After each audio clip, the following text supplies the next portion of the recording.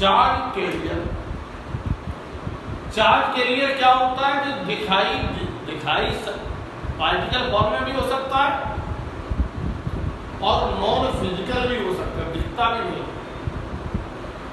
जैसे charge carrier का मतलब जो अपने ऊपर चार्ज हो उस पर और इधर उधर वो मोशन कर रहा हो, वो है चार्ज कैरियर। ठीक है, तो मेटल के अंदर चार्ज कैरियर जो होते हैं वो होते हैं बेटा फ्री इलेक्ट्रॉन्स। और सेमीकंडक्टर के अंदर दो तरीके के चार्ज कैरियर्स होते हैं, holes and electron. Free electron नहीं, इलेक्ट्रोलाइट सॉल्यूशन में दो तरीके के चार्ज कैरियर होते हैं, पॉजिटिव आयन और नेगेटिव आयंस।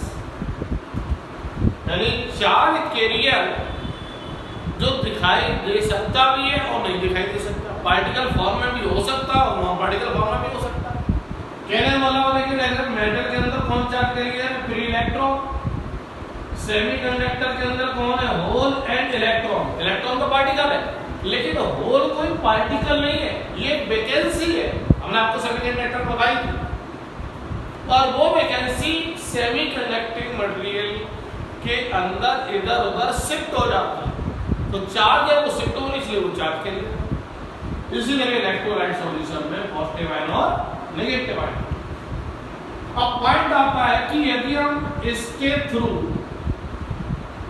इलेक्ट्रिक करंट की यदि मैं बात करूं तो देखना पड़ेगा कि इस क्रॉस सेक्शनल एरिया से कितना नेट चार्ज क्रॉस किया। नेट चार्ज क्रॉस किया तो नेट चार्ज तभी क्रॉस करेगा जब चार्ज कैरियर की वजह से। तो प्रेजेंस ऑफ क्या चाहिए? Charge carrier. For the discerning electric current through a body, there is basic requirement of presence of charge carrier in a body. तो हमने आपको चार्ज कैरियर मेटल में बता दिया, सेमीकंडक्टर में बता दिया, और हमने इलेक्ट्रोलाइट सॉल्यूशन में बता दिया, पॉजिटिव आयन और नेगेटिव आयन।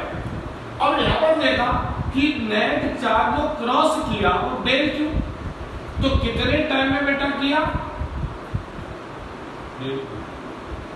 तो यहाँ पर डेल टी टाइम में डेल क्यू चार्ज ट्रांसफर हुआ, तो एक सेकंड में कितना चार्ज ट्रांसफर होगा बेटा?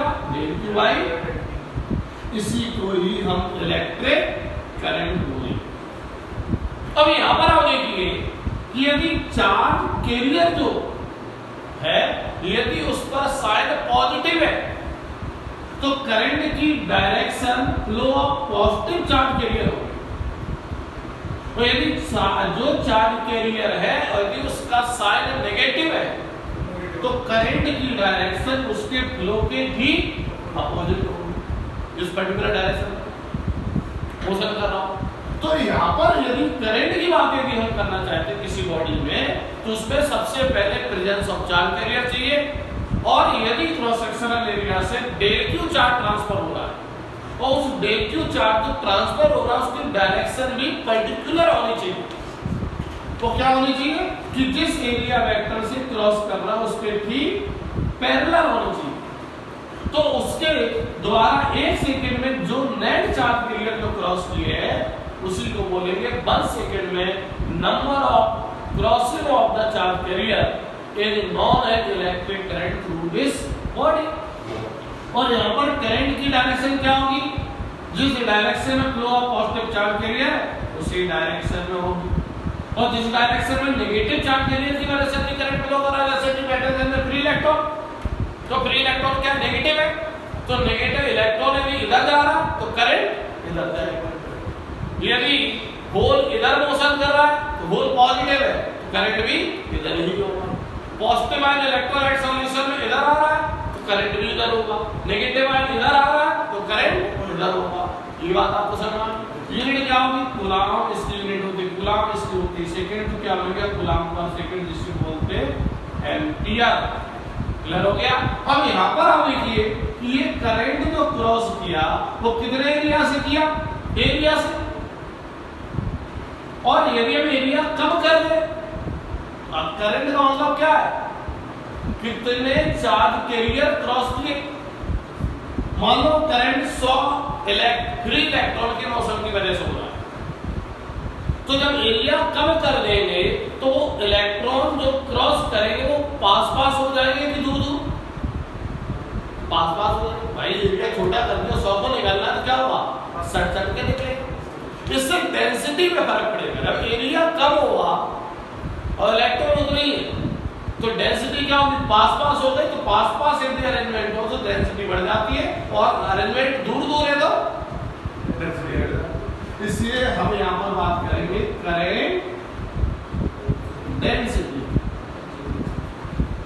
जे से रिप्रेजेंट करते हैं। तो जे इक्वल टू कितना करंट क्रॉस किया, आई, कितने एरिया से किया, ए, इस मान जाएगा करंट डेंसिटी आई अपॉन ए, मतलब एम्पियर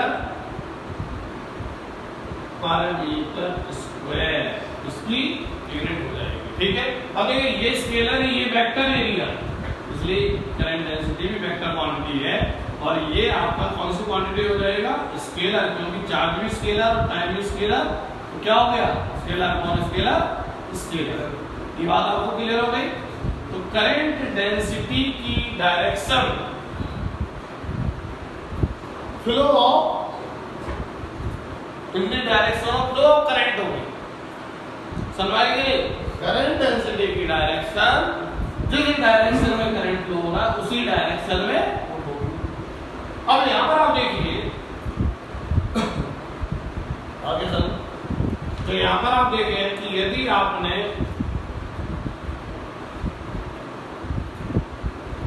बॉडी को बेटा इस तरीके से लिया,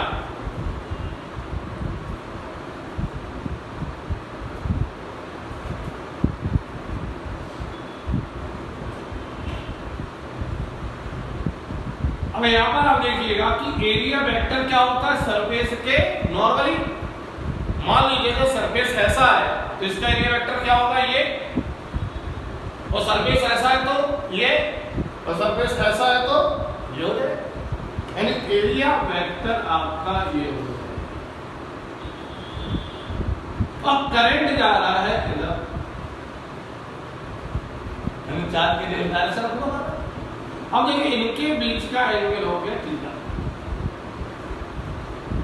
तो अब जरा देखिए कि ये जो करंट क्रॉस कर रहा है वो ए से कर रहा है कि ए, इसका कंपोनेंट देखिए ए cos थीटा, और इसका परपेंडिकुलर कंपोनेंट ए, तो ए cos थीटा से क्रॉस कर रहा है करंट कि ए sin थीटा से क्रॉस करेगा, sin थीटा से नहीं, यानी इससे कोई डेंसिटी नहीं आएगी, करंट नहीं क्रॉस करेगा। यानी करंट डेंसिटी क्या है कि कितना करंट कितने एरिया से, यूनिट एरिया से जो करंट पास होता है ना, उसी को हम करंट डेंसिटी बोलते हैं। ठीक, लेकिन क्या कंडीशन जरूरी है, करंट की जो डायरेक्शन है वो एरिया वेक्टर की डायरेक्शन के पैरेलल होना जरूरी है।